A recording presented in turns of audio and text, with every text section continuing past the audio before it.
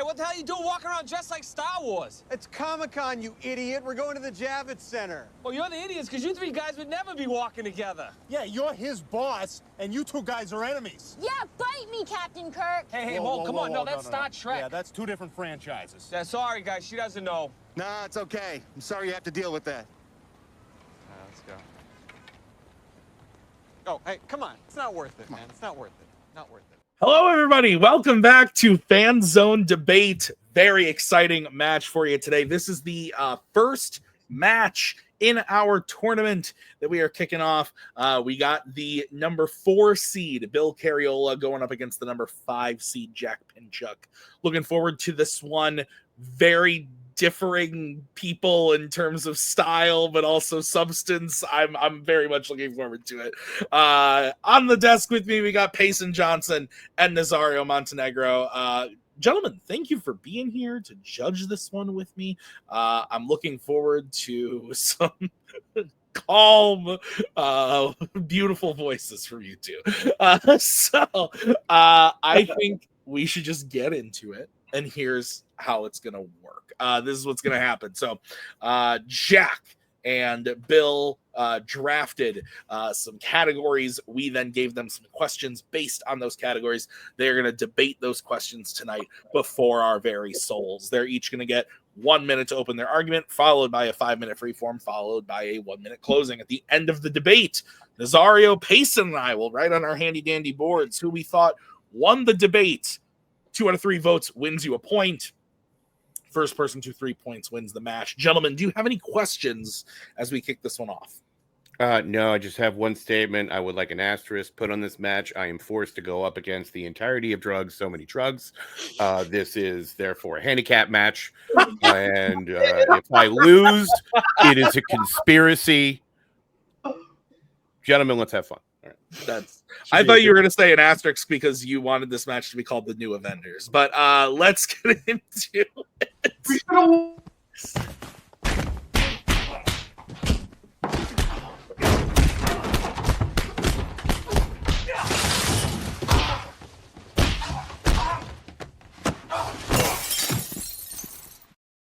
That shit never gets old. Okay. Is that why there's an asterisk in the Thunderbolts? Yeah, they changed all the posters and stuff. Yeah, I got spoiled by Twitter, and yeah, I deleted Twitter like a year ago. I told my dad, stay off social media until you can see it. Okay, here's how we're gonna start off. Sure, Bill is spoiling it a little bit. We're gonna start off with actors and actresses. The question is, what is the best Shannon Tweed film to watch with friends?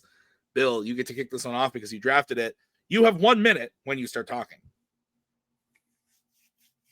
My worst kept secret is my favorite show of all time is Mystery Science Theater 3000. If you're not familiar with the concept, a guy into robot puppets watch films of varying degrees of quality. So when me and my friends get together, that's what we do. And if I'm going to make them watch a movie where we can just riff on all the stuff we are happening, you cannot get any better than 1996's Elektra.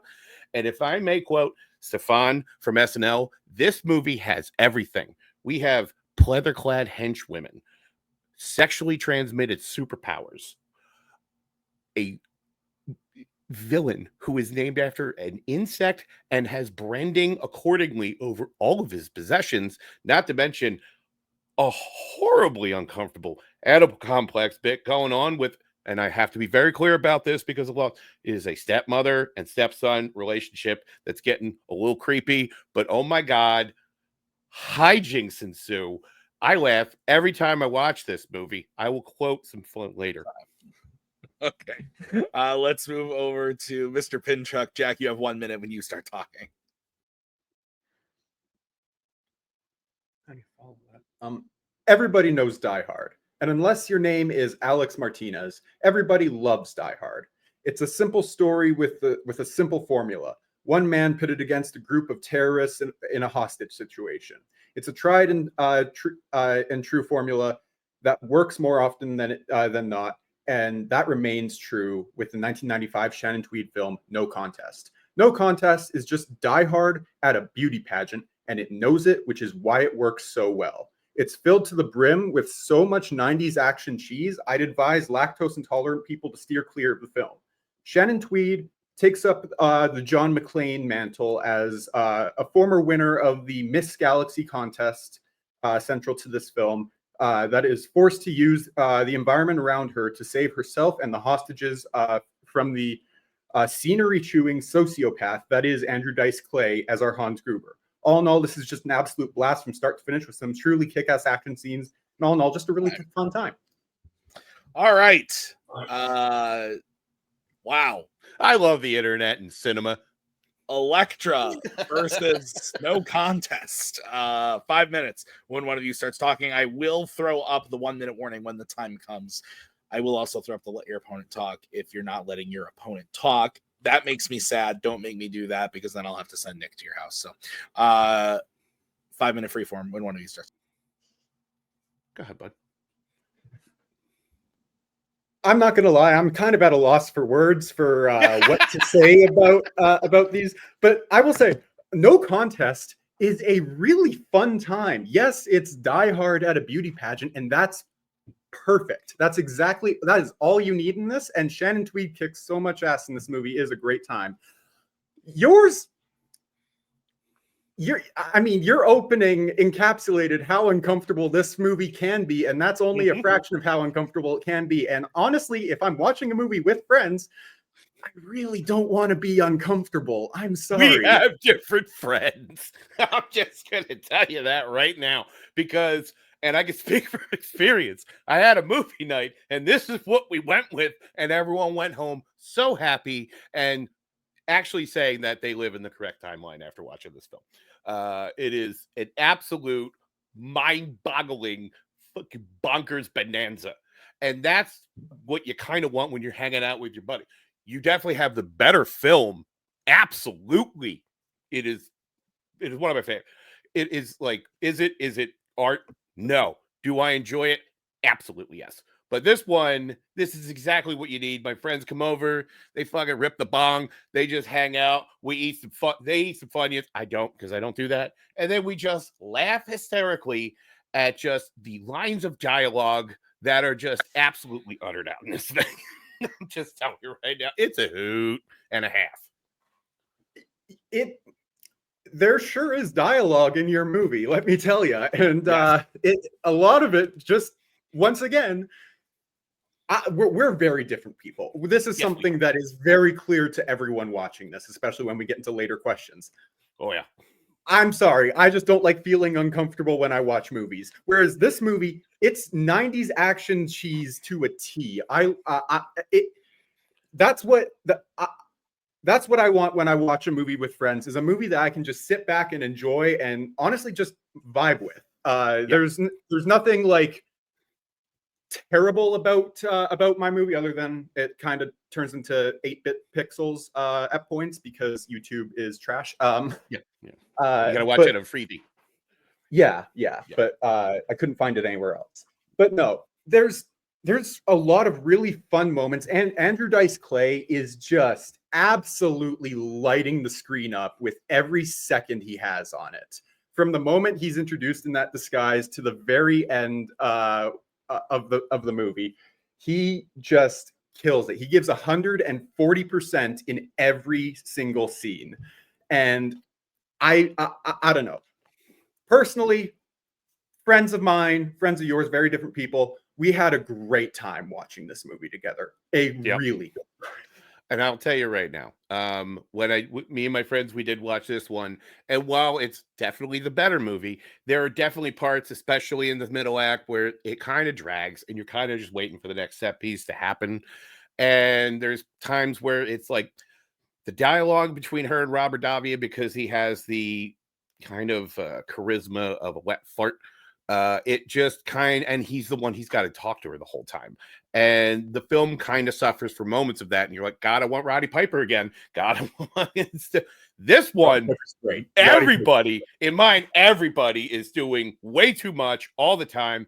And also we have Shannon Tweed, for the most part, is doing her thing where she plays that subtle, subdued, and she does it well. And for one of the very few times in her career in the third act, they let her go full-on mustache twirling cartoon villain, and she annihilates the scenery. She also turns into a vampire for like 5 seconds for no good reason, and then that goes away because who fucking cares? Like, space is warped and time is bendable, and then she has electricity powers for some god. I don't care why. I'm just glad it's in my film, and I'm also real pissed that they teased a sequel that we never got. I am personally starting a crowdfunding campaign to get this on my fucking TV right now. I would love to see that sequel, but honestly, I don't know actually if that's a true sentence, but whatever. The thing is, though, your movie at points borders on just being a softcore porno, and I'm not really vibing with that when I'm watching with friends. We stopped. Who doesn't love titties? Okay, yeah, sure, but I'm not gonna fight you on that. Titties are American, There's a bud. movie I don't know if that's you have built it to in watch Canada. with friends, and it's filled with 90s action cheese. Yours is a soft Time. Oh my God, Jack, we're going to start with you for closings. You have 1 minute when you start talking. Quote, no contest knows exactly what it is. Hey, Die Hard, hotel, beauty pageant. We're going to flip the script a little bit and see, and she's going to be a Miss Galaxy contestant. She's going to whoop everybody's ass, incredibly look like she beats up Roddy fucking Piper, playing the Carl part. Please, thank you very much, and may I have seconds? Andrew Dice Clay knows the movie he's in. He plays the part perfectly, and he is just chewing every minute of the scenery. End quote. This was a quote from my opponent discussing the film in a debate, and he is spot on about everything he said. This movie knows what it is. It is schlocky action. It is a schlocky action movie emulating one of the cinema's greatest action films, and it is not trying to be anything more than that. And because it doesn't have to be, schlocky action flicks are a great friend group watch-along subgenre. Unlike my opponent's film, which is essentially just a softcore porno, which would you rather watch with your friends? This debate is truly no contest. I'm done. Oh my God. Okay. We're going to go over to Bill. Bill, you have 1 minute when you start talking. Now, if this were the debate of which is the better film, no contest 9 times out of 10. But which one is the most fun? I'm going to have way more fun picking off a lot of the things that are going on in Electra because there is oodles of things going on. There is a scene where out of nowhere, a woman just rips a girl's heart out, and it's absolutely goddamn hilarious. And I love the bad girl turn where all of a sudden we just frizzed out her hair with some hairspray. And then just the lines of dialogue, the fact that I can't figure out why the bad guy is wearing a blanket made of like tinfoil. It's never explained. I don't care. I am here for the lulz. And this movie gives me every minute of it. While no contest is a superior film, there are just times where it just drags and it's clunky and it's just like, you got to get through a lot of meandering and exposition just to get to the next fun scene. This one, they didn't care about any of that. They just clearly went in with like, okay, we have this bare concept. Just, I don't know, film some stuff. And to quote Melissa Woody's review of this film, what the fuck?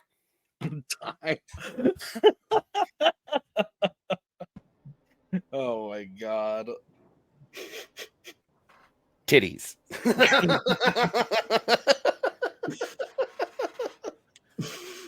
There's like half a scene. Come on. I have to work with what I have. I know. There's a lot of half in that movie. Bill, Joel, or Mike? I don't choose. Okay, fair. I like them both for each has their own way of doing things. And I respect it. I respect that. All right. Judges look ready. Every time Bill brings this category, it's just cuckoo for Cocoa Puffs. This is always like the second time. Jack started describing no contest, and I was like, why have I heard about this movie before? And it was because of you two. Yeah, immediately. I did go with Bill. I think Bill actually hit the nail on the head when he said if we were talking about the better movie, no contest would win. But he kind of just described the absolute lunacy fun factor of just like getting a group of people and watching this thing. And kind of sold me on that. Whereas I thought his closing was really strong, saying that like no contest, there's you have some slog to get through before you can get to the fun stuff. Whereas like Electra is just cuckoo for Cocoa Puffs from beginning to end. So, Payson, what are your thoughts? Yeah, a lot of thoughts from what everyone said. Most of them are on the films that were described. Both of them sound insane.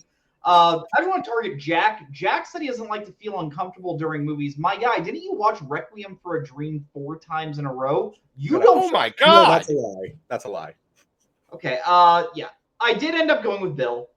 I just think Bill did a better job at tackling why no contest is less fun to watch with a group. He did say there are points where it does kind of drag, which with a lot of so bad it's good movies that is always the complaint. If Jack, when Bill said Elektra is the most fun to watch in a way where you can just laugh with all your friends, I was hoping Jack would have tackled maybe like if you've ever done this with friends, the worst thing that can happen is you have one friend that just thinks they're way funnier than everyone else and won't shut up. And if Jack would have done that, he might have had more of a chance, but I was kind of looking for that and I didn't hear it. So with that, I'm going to give Bill the point. Nazario, your thoughts? I also went with Bill because I think he did a very smart thing from the beginning. He conceded the fact that his movie was crap. And knowing, I think I'm pretty much the only person other than Bill that saw both movies in their entirety. I get what he was selling. And I think the fact that Jack just kept defending that his movie was better was kind of a misguided attempt to pull direction from what the question really was. I mean, I won't argue that Schindler's List is better than both these movies, but I don't want to sit around with my friends and watch that. So Bill sold me on what would be more of a fun experience. Although, yes, I think the better film is No Contest. That's fair. All right, Bill gets the point. We are going to move on to the next question, which was drafted by Jack in the category of epic adventures. Your question is, what is the best scene in the Lord of the Rings trilogy? We are going to kick it off with Jack. Jack, you have 1 minute to open when you start talking.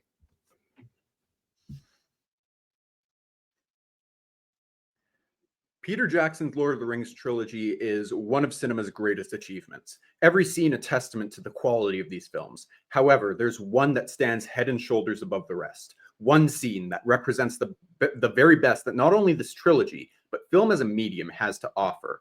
I'm talking, of course, about the Ride of the Rohirrim at the Battle of Pelennor Fields. Minas Tirith is under siege. The White Wizard has been broken. There is no hope left for man. Then, off in the distance, the Horn of Rohan blares and Theoden's army appears over the crest of a hill. 10,000 Rohirrim cavalry stare down at a horde of 100,000 orcs. Then Theoden, king of Rohan, leading from the front, rouses his men with one of the greatest battle speeches in film history, culminating with all of them chanting death in the face of certain doom as Howard Shore's score swells and sends chills down the spines of everyone watching. That's what you want in a movie. That's cinema. That's the best scene in Lord of the Rings. Time. Okay, we're gonna move over to Billiam. Bill, you have 1 minute when you start talking. All right, I would just say I'm at a disadvantage because I can't pronounce any of these made-up fucking Hobbit names. But so I would like to thank Jack because we both picked the same film. We picked the correct film. We just went with different tastes. So he went with what he went with. I can't say that name, but the scene I went with was when the army of the dead arrives towards the end of the battle in Return of the King. And the reason why is, I will tell you, I saw this because I'm fucking old. I saw this opening weekend. And when this scene happened, when Aragorn jumps off that ship and that green glowing army just descends, that place erupted in absolute hysterical applause. You'd have thought CM Punk returned in Chicago. Like the lid came off, because this is just one of the coolest things to see. And it is so cathartic because we have sat through so much in this film of just like, we are at the point of almost no hope. And all of a sudden, every dead motherfucker shoves it up their ass. It's awesome. Hey, I saw this movie in the theater opening weekend too. Yeah, but I could buy beer when we did it. Okay, that's fair. He's not there. I'm saying I'm old. I was 10. Okay. 5 minute freeform. When he starts talking, this is the best movie. Yep. All right. So here's my problem. We've both picked pretty great scenes. I honestly, the argument could be made for either one of them. And the reason why I'm going to argue mine, and this is what it comes down to.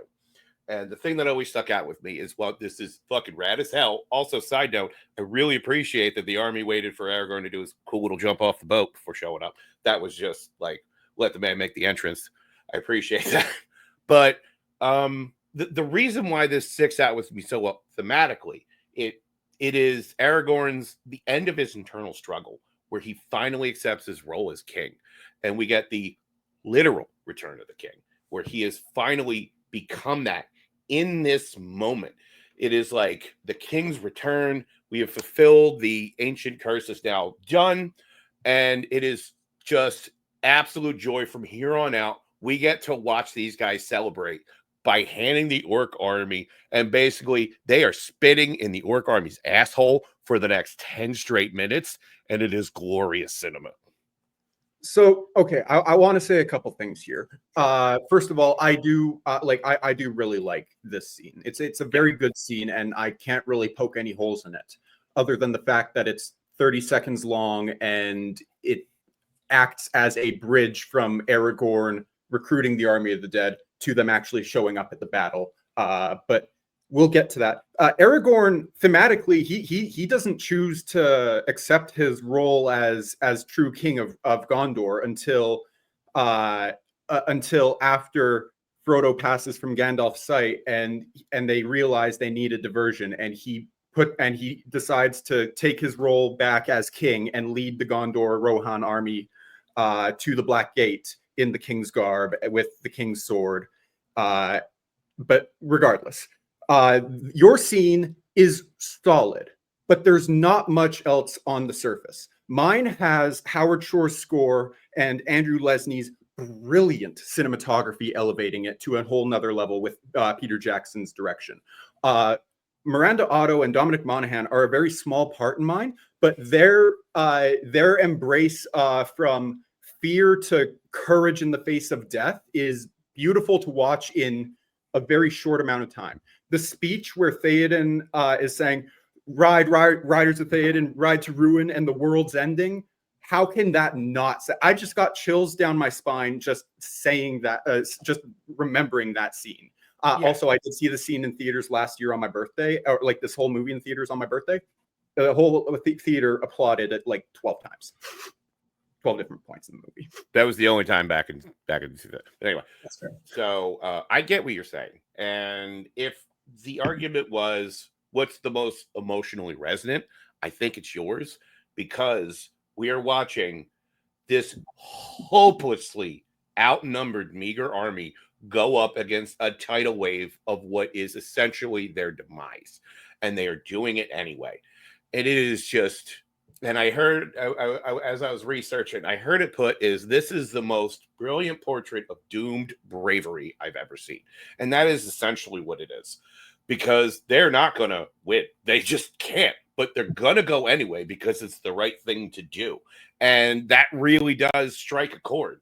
And I know you say that's like not where Aragorn, like, you know, becomes good, but this is thematically, this is exactly when that moment of he finally does embrace it. He lets go of everything.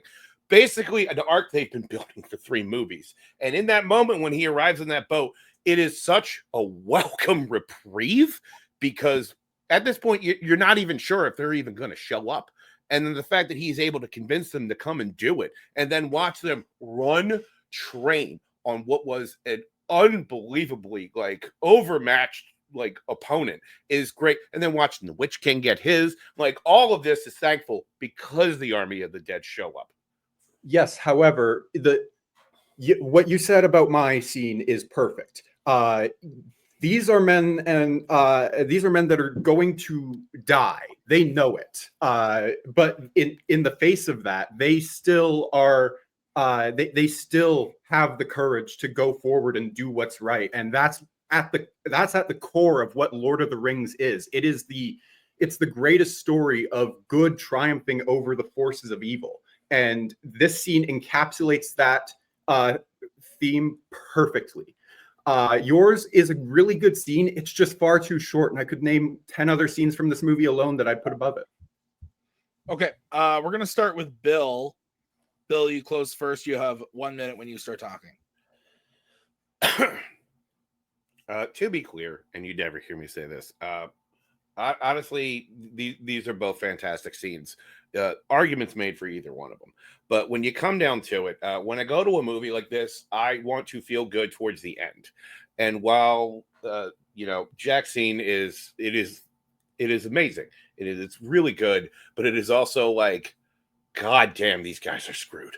But they're going to it anyway. It's hard to feel good about that. Whereas when the dead show up, they don't save the day. They end the war. Like, it is all over except for the shouting by this point. And watching that scene and just seeing the look on Aragorn and Legolas when they show up, we know, like, this is where the tide turns. All hope was lost about 30 seconds before, and it is a completely different story. And getting the cathartic, just absolute joy of watching what we have built up for a few movies finally come together. It's a feeling unlike any other. Time. All right, let's go over to Mr. Pinchuk. Jack, you have 1 minute when you start talking. While there's nothing wrong with Bill's scene on a technical level, to call it the best scene in a Lord of the Rings movie, I just can't understand it. Yes, it's incredibly shot, but it serves as nothing more than a bridge point from Aragorn recruiting the army of the dead to them being Gondor's Deus Ex Machina. But to put that on the same level or even higher than Sam carrying Frodo up Mount Doom, I can't carry it for you, but I can carry you, or my scene, or the scene in Shelob's lair, or 30 other scenes from this movie, I just can't do it. What makes my scene great, alongside the score, the technical elements, and the performances, is the uncertainty surrounding it. This is, for all intents and purposes, a suicide charge. These men are risking their lives, and many of them, if not most, will die. But the immortal ghost army that can only be harmed by one guy holding one sword, that takes any and all stakes out of the scene, robbing of any excitement. All in all, as much as I love Bill's scene, no. Okay. I'm going to bring in the judges.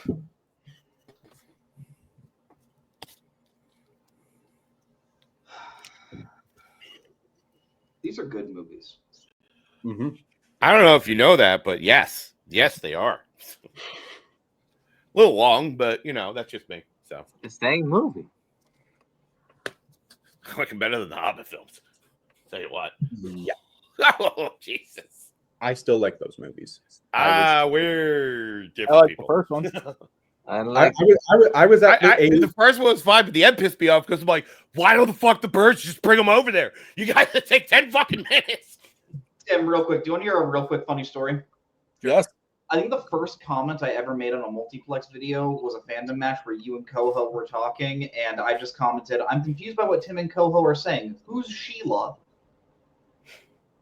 I know exactly what that was. That's funny. Shelob. Okay.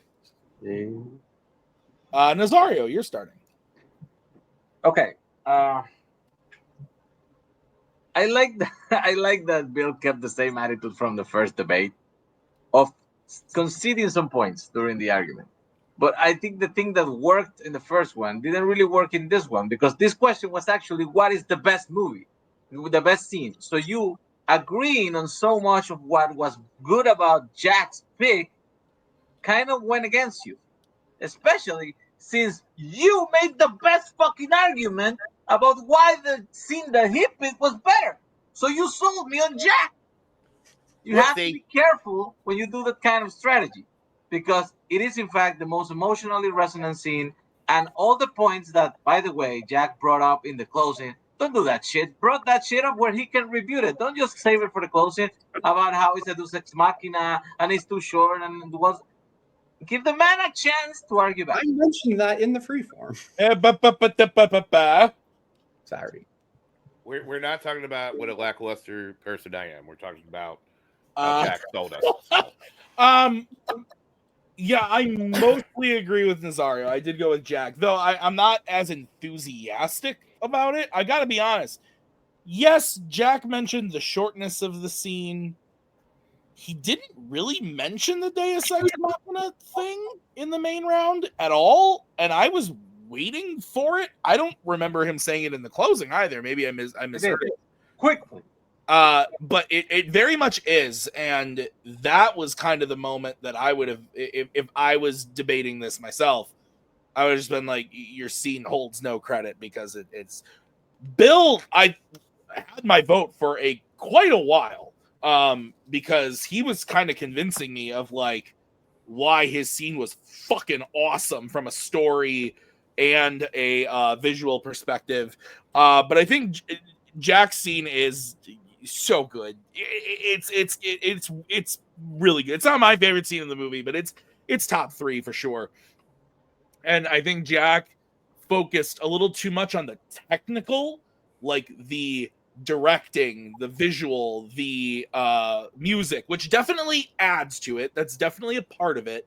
But I think he focused way too much on that, whereas Bill was just like, this scene is awesome and here's why, and was able to say like all the story beats and all the things that were happening in the scene to make it the best, and was able to kind of shove down Jack's. I thought by the end Jack did a good job of explaining why Bill's scene was kind of a nothing sandwich, but I wish it would have been more. So again, I still give it to Jack. I'm not as enthusiastic about it. I think it was closer than I think it should have given the answers. But I'm also a nerd, and I watch these movies 80 times every week. So, Payson, your thoughts?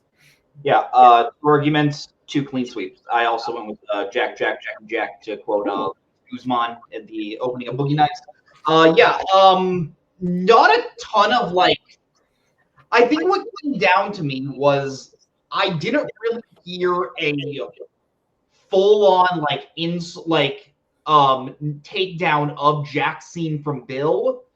And while the only real takedown I heard from Bill's scene from Jack is it's too short, that is a takedown at the end of the day, and Bill just didn't really have like the most to like argue with it. Like I can see where Bill was coming from with, at the end of the day, Jack's scene, you do feel a little bit of dread towards it, like knowing that like you see this impossible situation. But I think Jack just did a great job of saying like, hey, there are a lot of great scenes in movies where you don't feel like the best for the characters watching it. So was expecting maybe a little bit more of the claws to come out, but overall I did go with Jack.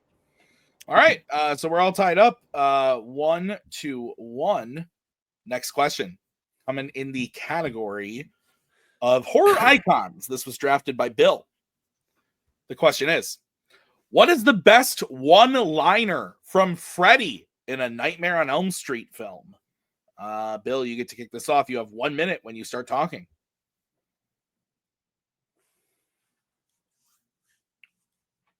What makes Freddy Krueger scary? And I always wrestle with this because Freddy, I mean, and it is a very well-known fact, is my favorite horror character. And the things that make him scary is that he is menacing. He uses your own fears against you and strips you down and makes you very vulnerable. And while he became a jokester later in the series, which I don't agree with, I think he works best when he is menacing, when he is kind of scary. And I think the line that best personifies that one-liner is, even though it's the inferior movie, it is every town has an Elm Street from Freddy's Dead, The Final Nightmare. And that encapsulates, in a nutshell, in that one sentence, this is a microcosm of like, that's what makes Freddy scary, is that he can be anywhere. He can come anytime, and he is inevitable. You will have to fall asleep. He will come and get you. There is nothing you can really do. Time. Ooh. All right. Let's go over to Jack. Jack, you have 1 minute when you start talking. Freddy Krueger is one of horror's most iconic killers for many, many reasons. The look, the glove, that creepy-ass song, all are undeniably a part of what makes him so iconic. But it's Robert Englund and those one-liners that solidify his icon status. Krueger is at his best when he fully embodies the things that his victims love and uses them to torment them. For Penelope Sudrow's character in Dream Warriors, Jennifer, that's television. Jennifer wants nothing more than to be an actress and watches TV regularly to try to learn how she can improve. One night, however, while watching TV, she falls asleep, and this is when Freddy strikes. In her dream, Jennifer walks up to a wall-mounted TV then Freddy's head and arms emerge from it and grab her, saying, "This is it, Jennifer. Your big break in TV. Welcome to prime time, bitch," and slams her head into the TV, leaving her hanging from it. The moment combines the brutality of Krueger and Englund's comedic delivery perfectly, has not only remained a standout moment in horror since the film's release, but has become the Freddy line. Okay.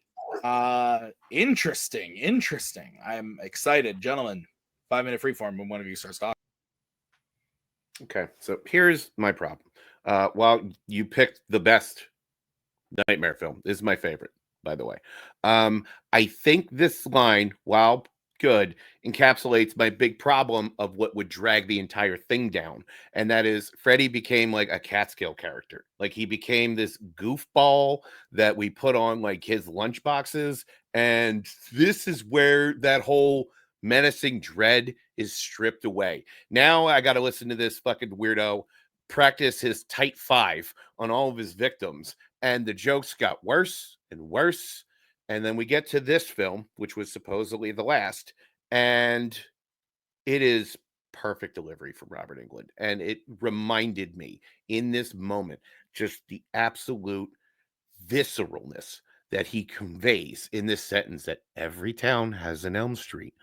And like for a moment, we might have been getting back to that. And it is so good. People forget it's from one of the worst. That's how good that one-liner is. Now, I'm going to be honest with you. I didn't remember the scene you were that your line was from when it was first picked. I had to go back to it, but that's a little point. But and another thing, just on the topic of you don't agree with Freddy being more comedic. That I think that brought his character to a new place that was different from what we had gotten before and didn't feel like just a retread. And the thing that makes this the Freddy line, it's Englund's ability to improvise and make the horrifying dream demon uncomfortably comedic. It's that moment there, like that's the one line that he got to improvise, and it's what the character has become, and it fully it encapsulates that what that character became perfectly before they parodied it to fuck in 4 and 5 and 6. Exactly. You kind of just proved my point. Like just because we're flipping it up and doing something different doesn't mean we didn't drive the car directly off the fucking cliff, because that's exactly what happened. No, that's what the 4th, 5th, and 6th did. Is drag because that's what they're like. Oh, let's see what we're doing in this one. Oh, he's being a bit of a goofball. Oh, let's make him a goddamn chef. And then we get Super Freddy. We get Super Freddy because of this, which is an affront in your to cinema. Movie. But here's that is not my movie, sir. Oh, that's 5, isn't it? That's 5. You need to get that shit straight. No, that's my bad. But these movies, no one picks 5. They all blend together to me at points. But regardless, your line, it's odd to me. Like it doesn't work for Freddy because it takes away one of the very things that actually makes Freddy interesting and unique. It removes it removes his limitations. It's what remove. If you remove the imitations, that makes him way less interesting. They make horror villains scarier. Think about how Sinners is actually scarier because they lean into the vampires can't enter without being invited in. Like that's what makes this movie yet. That's just vampire lore, though. Sorry. I know that, but I'm just saying. Well, regardless, like that's just a thing. My apologies. Totally fine. The limitations on Freddy make him scarier. Now he can just go to any town and suddenly an Elm Street sign pops out of the fucking ground. That's still parody. That's still honestly a parody of what he was in 1 and 2. Now I'm going to disagree, and here's why. That's actually makes him more terrifying, and that's what makes Freddy ultimately terrifying. It's the inevitability of him. This is a guy you cannot fight. Like Jason, I could run away. Michael Myers, I could just be out of town for Halloween. I have to sleep sometime. Yes. At some point, I am going to fall asleep no matter what I try and do. Every town has an Elm Street, which means every town has a Freddy. And that is what, at his core, that's basically what makes Freddy so appealing and so terrifying, is that he can be anywhere. He can be anything. And that is, in that line, it is almost like his master thesis right there. So I agree that Freddy is terrifying because you have to fall asleep, and it's what he turns your dreams into, your deepest desires, your dreams, into living nightmares. For Jennifer, she's on the TV giving an interview on a talk show. Freddy uses this because he knows what her dream in life is. He knows what she wants, and it's what makes this movie so much better than the 3 sequels that came after, and makes him scary in the first place. The one-liner actually dissects the character he's killing. He uses everything that person loves, and he morphs it into an unholy nightmare that they can't escape from. And that's what my line movie is. already. Mine elevates the product. All right, full transparency. We went an extra 45 seconds on that one because whoopsie. No, you guys were. It was a good back and forth, and I needed more, so I gave you guys an extra 45. So we're gonna go to Jack to close first. Jack, you have 1 minute when you start talking. My line fully encapsulates what Freddy is.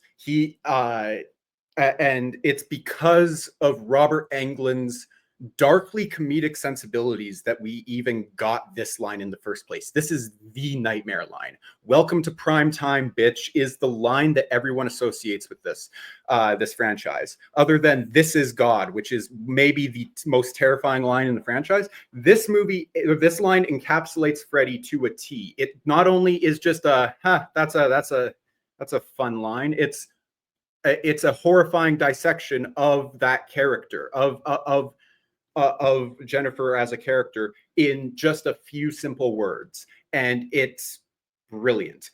I've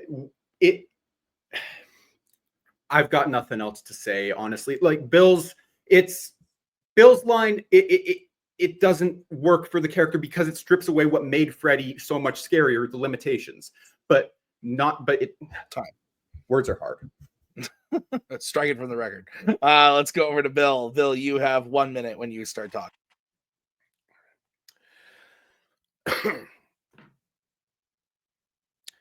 The big problem with the "Welcome to Primetime Bitch" line is because right after this, and I know it's because of lines like that, and "I don't believe in fairy tales," and just where they amp up the joke to where we get to part 4, and all of a sudden, watching that one, you go, wait, were we always at the bottom with these? I thought these were pretty good.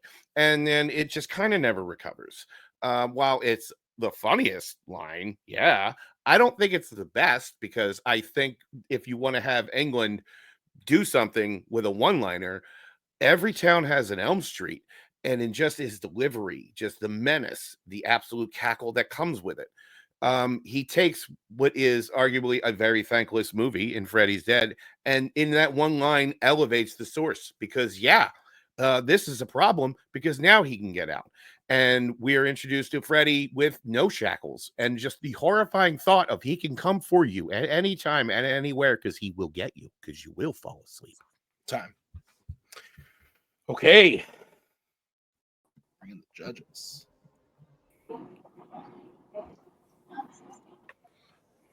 What, no dark meat? We're not talking about that. Racism, really, Freddy? I thought you said that's the best movie ever made, Bill. Oh, yeah, no, it's that. First off, yes, but no, there was like, what's that guy's name? What's his name? Oh, God, the guy from The Big Stick. Kumail Nanjiani. Yeah, look him up, where he's talking about that whole bit with that line. It's one of the funniest things I've ever seen. By the way, New Nightmare is the best Freddy movie. Which one? New Nightmare is the best Freddy. It's Dream Warriors. I'm sorry. It's Dream Warriors. Actually, I'd probably take the original over Dream Warriors. But, it goes back and forth, but Dream Warriors is the logical conclusion where I needed to go. You guys have all answered, right? You have your answers? Yeah. if I lose to this goddamn line again, I quit. Have you lost to this line before? Yes, this exact thing in my title match with Kirk. I picked a different quote, but he fucking handed me my ass. So let's see what happens now. Interesting. Yeah. Interesting. All right, Payson, you're kicking it off.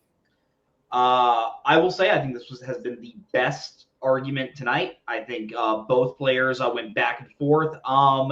And one of the most fun things that I think is going to happen is I thought I knew who I was going to be voting for, and then by the end, I had swapped it. I'll just say, Bill's getting my vote tonight.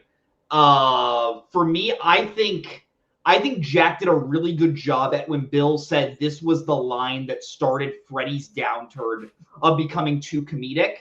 I think Jack did an excellent job at saying, well, yeah, but you can't say that doesn't make this line not a great line. And like everything Jack said, I think Welcome to Prime Time Bitch is hilarious. Like I know exactly when that was. And then when Jack was saying there's nothing really special about every town has an Elm Street, what does that say? And I think Bill just did a great job at saying it really does just encapsulate everything that makes Freddy so menacing of you can't beat him. He will always be there. And I think Jack kind of fell a little bit apart towards that final argument, and I think Bill just did a great job at sending it home. So yeah, I think Jack had some great points. I think obviously Dream Warriors is a far better movie than Freddy's Dead. I do really enjoy both lines, but I do think Bill made the better argument. Rosario. I like how Jack tried to trap the thing about, hey, this puts limitations on Freddy. But I wasn't really sold on it because he's never been really limited. Like, he goes to kill people wherever the fuck he wants. That hospital was not on Elm Street in Dream Warriors. Like, the limitations basically is who does he want to kill because he wants to get revenge. And, by the way, I tried that. Funny enough that you mentioned a Kirk debate, because I tried to say that when he was arguing about fucking Pennywise, and I said, you just fucking move away from Derek, and then he flipped that on me, which I think is kind of like what it worked here, because when Jack went after Bill about how it removes limitations and makes it less interesting, Bill did a very, very smart thing, which is to say, hey, it's a symbol to the fact that we all need to sleep. Every town has an Elm Street. We all need to sleep. He will get you in your dreams. There's no getting away from that. And actually, I really thought that was a good selling point, so I also went with Bill. All right. Bill wins the point. Bill didn't convince me. I voted for Jack, but Nazario might have. Nazario's explanation of it, and Payson's as well. Maybe I voted wrong, but and I say that because Jack did kind of convince me on the limitations thing. Like the way he described like Freddy is scary because of his limitations. I thought was it worked for me. Nazario then saying like that hospital was on Elm Street. I'm like, fuck, he's totally right. Like, what the fuck? But I thought that Jack did a good job of kind of talking about his line, why it worked in the concept of that movie was still scary, but also still entertaining, and why Bill's line doesn't necessarily work for the character in that movie and as a series and everything. Again, I maybe the judges convinced me opposite, but I voted for Jack. I thought that Jack had won it by the arguments, but Bill gets the point, which means that he is up 2-1, and we are moving on to the final prep question. Oh boy, I'm so excited. The category was classics, Jack, is that correct? Yeah, I think so. It was specifically directors 57 to 69 Bergman films. There you go. Best performance in a 1957 to 1969 Bergman film. There you go. Thanks, Bill. I work here. I'll be here. Doing my job for me. Jack, you get to kick this one off. You have 1 minute when you start talking. If there's one thing Ingmar Bergman knows how to do, it's draw out incredible performances from his actors. His films are filled to the brim with brilliant performances, but none can hold a candle to the absolute powerhouse that is B.B. Anderson in Persona. The film centers around Anderson, who plays a nurse that is assigned to care for an actress that has stopped speaking for an unknown reason.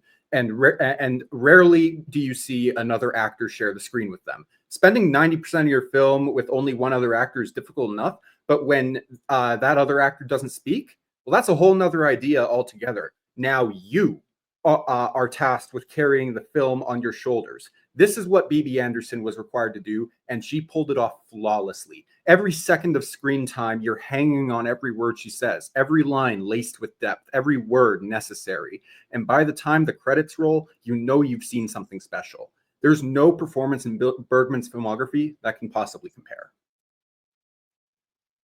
All right. Ending a few seconds early. Going to move over to Bill. Bill, you have 1 minute when you start talking.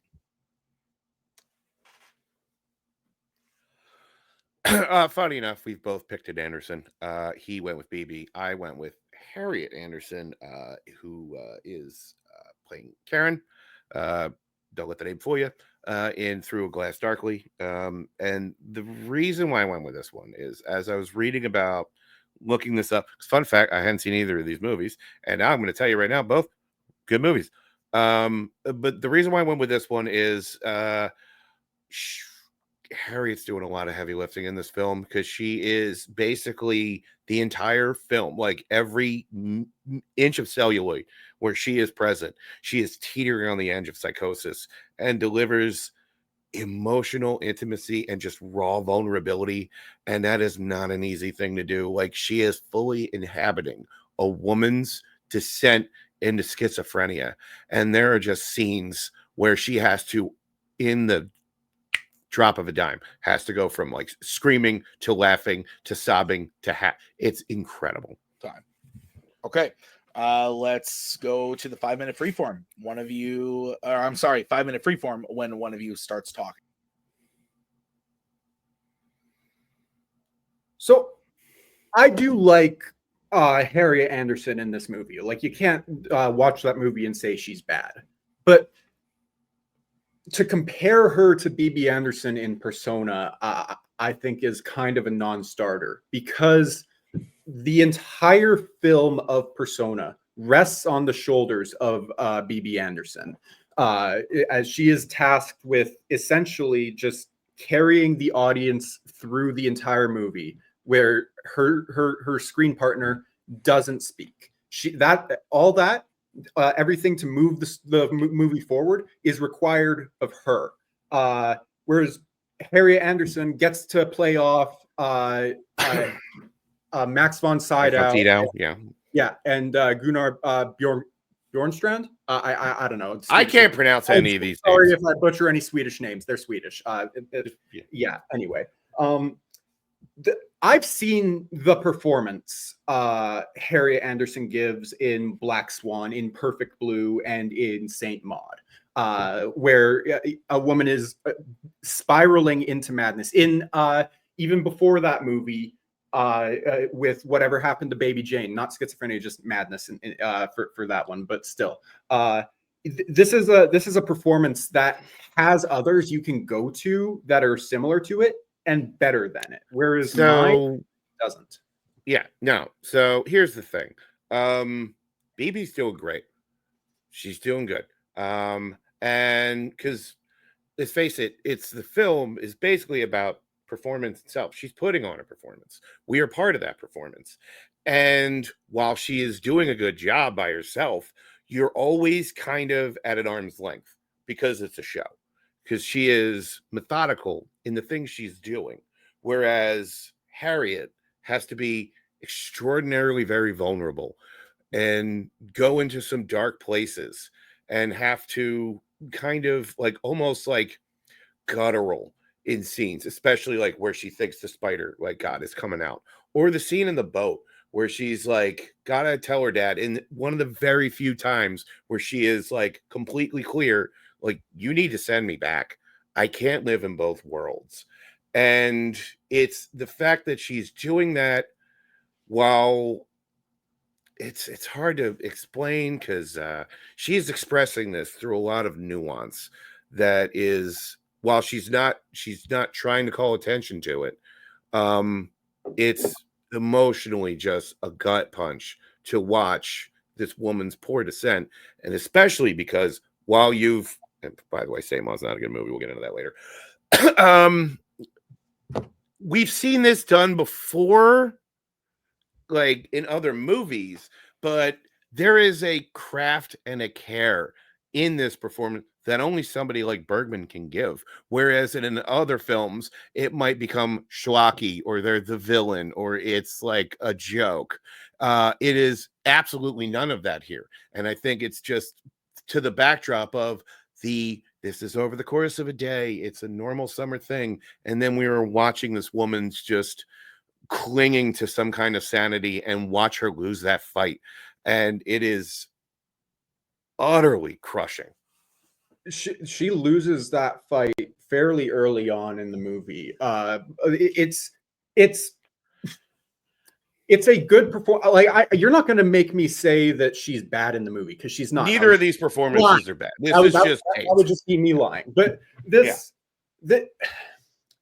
her performance has been done. It is easier to do than it is to carry an entire movie on your back single-handedly. Like, her performance in this is comparable to a Philip Baker Hall in Secret Honor, where he is the movie. Where B.B. Anderson, she is the film. Whereas your actress, Harriet Anderson, has Max von Sydow, Gunnar Bjornstrand, and whoever the other person is whose name escapes me at the moment. Swedish, sorry. And she has the other mute person who's also giving a tour de force performance. And not to mention, a very good dialogueless performance, but she's not driving the movie forward. That's entirely Anderson's job. The other Anderson is also driving her movie forward. She is the entire point. They're both the entire points of both their films. Whereas mine just goes to a lot of more emotional length than the other one does, because she is like surgical in her performance for a reason. Okay. Wow. We're gonna go to Bill first. Bill, you have 1 minute when you start talking. All right. And what I mean by surgical is she is trying to put on a facade, B.B. Anderson is, whereas Karen, that performance is like volcanic. It is destructive, and it is at times like funny and sweet and heartbreaking, and it's just a pleasant surprise seeing that kind of role given the care that it deserves, where other lesser films would have absolutely made this person either the bad guy or the butt of the joke. Now, don't get me wrong. B.B. Anderson is putting a good performance, and she's working with what she's got, but there's like a distance to it. And like we are watching somebody just perform, but we're in on that. Whereas we're watching Harriet embody Karen. Like, we are watching her become this part, and it is miraculous to see. It is at times funny, sweet, crushing, and sad, and it is bar none the best. Okay, we're gonna move over to Jack. Jack, you have 1 minute to close your argument when you start talking.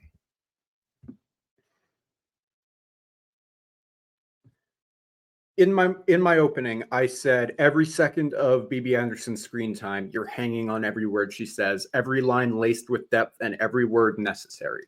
There is a 5+ minute sequence in this movie where it is just her telling a story about something that she did that she feels immense guilt for when she cheated on her husband. And you are watching this, her tell this story, and you are focused on the screen. Nothing else in your world exists right now except what is on your screen in front of you. B.B. Anderson is drawing you in, and then by the time that scene ends, you are left just drained. Her performance grounds her movie. It drives her movie forward. It is her movie. Whereas you could put a Liv Ullmann or a B.B. Anderson in Harriet Anderson's role, and it would be just as good. Time. All right.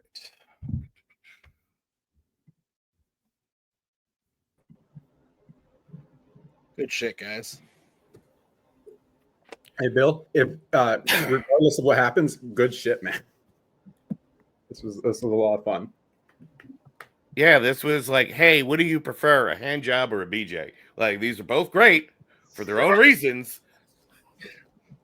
because both are good things. You have a way with words that I just absolutely love. You just got to be great. Get old, be crazy, and don't give a fuck anymore. So, I don't know what you're talking about, Bill. I'm a good Christian boy. I know. I see a Kanye West CD back there. The hell you are. The fuck? That was funny. I don't care if he wrote Graduation. He could kiss my ass. That was good. You're muted, Nazario. You have to start behaving, guys. The new pope is a gringo. And he is from Chicago, and he did live there in 2011, which means there is a not 0% chance he went to MetLife Center and possibly saw CM Punk beat John Cena at Money in the Bank. So they wear a lot of white. That's true. Okay. Yeah. This was very good. This and the last one, yeah. It was chef's kiss. I have not seen either of these. I have no context for these, though. A guy I worked with at the theater many years ago, who always kind of rubbed me the wrong way, kind of always seemed like a douche, always told me to watch Persona, and I never did because he was like, you have to get the Criterion, it's so good. So I just like, I don't know. But I've heard good things about both of these movies. So based on the arguments, I went with Bill. Bill convinced me of the more nuanced, interesting. I don't want to use the word big because I think that sounds negative, but like more to do performance. Jack's argument really fell down on they're the lead of the movie and they're holding the movie on their back. And while in concept that is an impressive thing, I personally didn't hear anything that explained to me what they do in the movie that makes that the good performance. I heard they're there and they're doing stuff and they're the one carrying it, but like, what are they doing to make it that way? I didn't hear that. Whereas Bill was giving me pretty big examples of like what their actor was doing in the movie, and very much convinced me of the power of the performance. So I have no concept of what these performances actually look like, but based on the arguments, I went with Bill. Payson, your thoughts? Well, first off, let me tell you, Tim, you got to get the Criterion Blu-ray. Oh, it's really is. I have no problem with the Criterion collection. No, yeah. I've seen one of these films. Is it Persona? It is Persona, believe it or not. Oh, what a surprise. Everyone saw Persona. Genuinely, like, phenomenal film. And like we said, excellent argument. But yeah, I also went with Mr. William Cariola. You know there's one L in my last name, right? Oops. Oh, well, fuck. Well, still, I'm starting to get the point. Yeah, I think Bill did a great job of just showing. Well, I do think B.B. Anderson is excellent in Persona, and Jack did a really good job of showing that. From what Bill said, it just sounds like Harriet Anderson just does more with the emotions and the nuance and like what her character has to go through and how she portrays that. Bill did an excellent job at selling that to me. I appreciate Jack at trying to attack that. Hey, we've seen what Harriet Anderson has done before, but Bill did a great job of just saying, hey, that doesn't really matter. We're talking about the best performance, not the most original performance.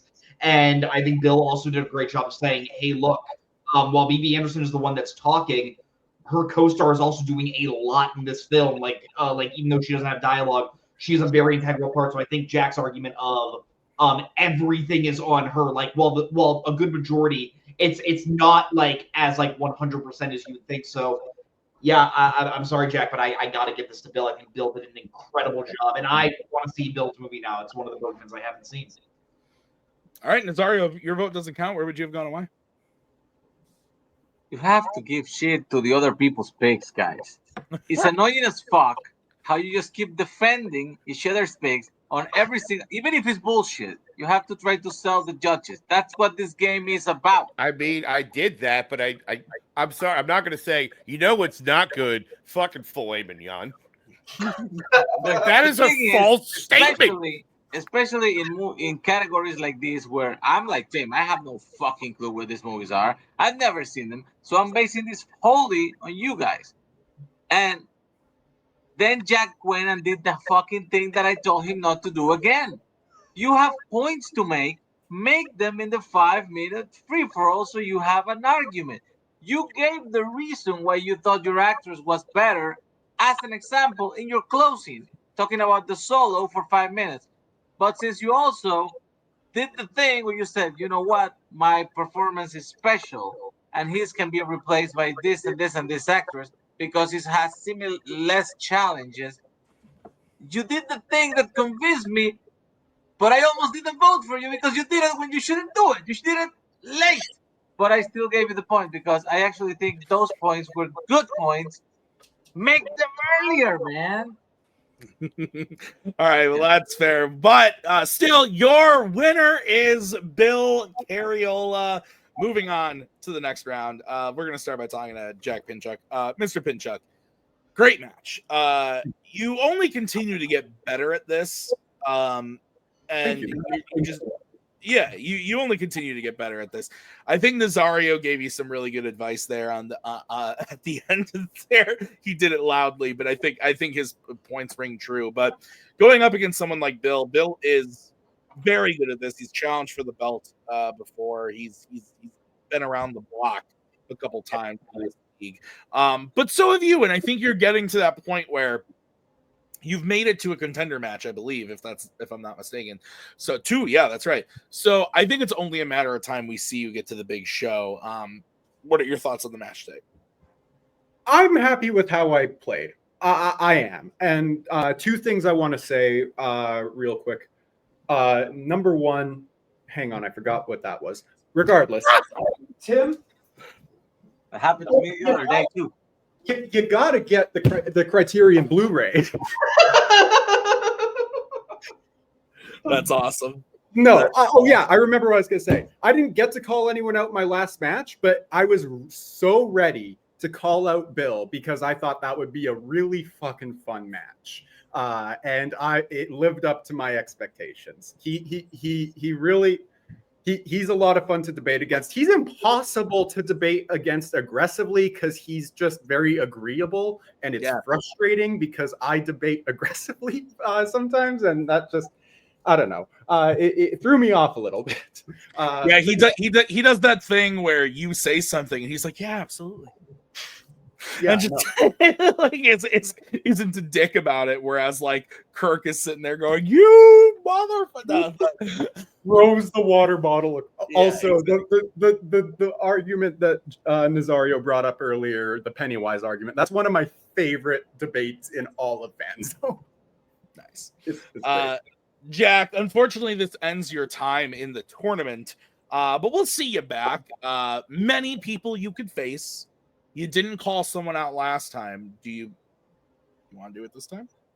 I mean, I mean, as much as it was impossible to prepare for debating him, I loved debating Nazario a lot. To have a second chapter of that to cause everybody else just so much headaches would be an absolute blast. Honestly, though, I'll take whoever you throw me up against. I just like debating.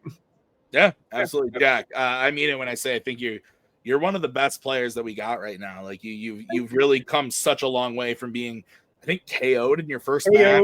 Yeah, I got one vote in my first match. Yeah, like an incredible improvement, and you're now one of the mainstays of the league. I love to see it. And so, congrats on a match, well played. But we'll see you next time. We're gonna bring in the winner, Bill Cariola. Bill, great match. 3 points. Didn't have to go to the bonus round. That's exciting. I love that because I suck at those so much. That is and just guess what was randomized. You'll never guess. It's fucking Oscars. It wasn't. Oh, well, what was it? YA. Which I thought would. It's not Oscars. That's all I care about. I was Oh, interested Jesus. to see how you would have reacted. I mean, to that. I know of those movies, so yes. So yeah. Exactly. Bill is a big fan of Breaking Dawn Part 2, as we all know. It is one of the better X-Men movies, and I will die on that hill. Yes. Bill, Now. this is a good win for you on your regular. You're 2-0 on the season now. You beat Tyler Birch earlier in the year. That was a really great match. That did go to the bonus question. Yeah, you were able to wrap it up a little early this time against Jack, and you're moving on to round 2 of the tournament. Before we talk about that, how do you feel about the match today? Tim, I'm gonna echo what everybody else is saying. Okay. Yeah. You really need to get the Shawscope Volume 3 box set on Blu-ray from Arrow Video. I mean, look at this thing. It is gorgeous. I do love Arrow Video. Oh my god, that and Vinegar Syndrome are my criterion because Vinegar's. I like Vinegar Syndrome, Arrow Video, and then Kino Lore. Kino Lore. Those are the 3 for me right now. I do own a couple criterions, but like so I don't Shout think Factory also is. It's pretty good. Yeah, I think we have all great vendors. We support physical media. You can see it right here. The Friday the 13th Shout Factory box set right here is. I have that shit. It's good stuff. Anyway, Bill, match. Yes. So this was first off, I want to thank Jack. For 2 years now, on my queue in Max, Persona has sat there because I've always wanted to see this. Because fun fact, years and years ago, Premiere put out a list to kind of combat like the IMDb or whatever. I think the Academy's 100 greatest movies, and they put out their list of the 100 most groundbreaking movies, and Persona was on there. So every time I can't decide on what to watch, I always try to find one of the. Dude, we get it. It's a good movie. Put that shit down. It's my time. But that was always one I've always wanted to go to. I've never actually seen a Bergman movie before. So I think I half watched Autumn Sonata to write for trivia, but like I couldn't fucking tell you anything about it. I think it's just some old bitches in a house. So like I was skimming it. So it's fine. But yeah, so this is one that's been there for years. So it's kind of glad that I finally got to watch it. And this was a lot of fun. I'm also glad I got to watch. Kind of make Jag watch 2 Bill movies. So we're right there. Price of admission paid. So he's a good sport and he's a good dude. I don't care what anyone says, Maria. Yeah, that's fair. Anyway, over here, maybe back at Multiplex, Tim was against Jack Pinchuk. Here at TBNT Inc., we're pro Jack Pinchuk unless he looks at us wrong. Then things might change. But so far, so good. Bill, you're moving on to round number 2. There are 2 people that are in your path. Yeah. So here's the rub, and we talked about this before. We did. Yeah. So I didn't plan on winning this. I'm going to tell you right now, because I've been kind of it's known by not everybody. I've got some things happening, and I've been breaking away. So I can't guarantee I could even make it to round 2. So that's kind of the problem. So feel bad. So who are the 2? The 2 are Jacoby Bancroft. Oh God. And Adelaide Spence. Tell you what. Okay. I'm going to ask one question from you, and this will decide if I could. I might bow out after that one. So I should kind of quit while I'm ahead because, especially with everything going on, it's just I don't want to get into it right now, but it's fine. I'm going to say a name. Okay, I'm going to say this to you. I'm going to say Andy Sedaris. Will you let me get away with that? I don't know. I know it's just a yes or no right now. Just director. You gonna be all right with that one? Yeah, if it's a category you can use. Maybe I will. Yep. If I were to say to you, razor blade laced frisbee, how would you feel about that? I like it. Okay. Now Steaks contaminated from cancer rats. Okay. Okay. So I know, I'm just kidding. I wouldn't do that. So I did it to enough people. Poor Spence, they still have nightmares. So I But will what have about to. the Bear Wench Project? First off, that's Jim Wynorski. That is a completely different director. We will get into him later. So it's amazing the things I know. So, but no, I unfortunately this is where I do have to bow out. So we'll come up with something, I guess. So but it is a pleasure. I kind of really love doing these. I kind of lost my footing for a little bit, so it's kind of nice to get it back. But unfortunately, I got a lot of other things I'm taking care of right now. So sure. But I always enjoy my time here. And maybe you know what? Maybe I'll come judge if I'm able to. Yeah. I'm not very good at it, but I'll do it. So, but yeah, as far as like movies and prep and everything, I got some stuff happening. So, it is always a pleasure. And this is not a goodbye. It's a so long for now. All right. Awesome. Bill, congrats on a match well played, and hopefully we'll see you soon. But thank you for being here tonight. And that's going to do it for us today at Fanzone Debate. Thank you very much to the players, Bill and Jack. Thank you to Payson and Nazario for judging this one with me. I have been Tim. Thank you so much for watching. This was just the first match of the tournament. We got many more matches coming up next week. We got the number 3 seed, Joe Fairley, is going up against the number 6 seed, Alex Martinez. That's going to be a good one. We'll see you next time. Bye-bye.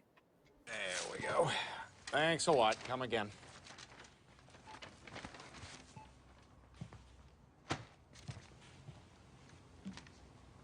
Hey, I won't forget what you've done for me here today.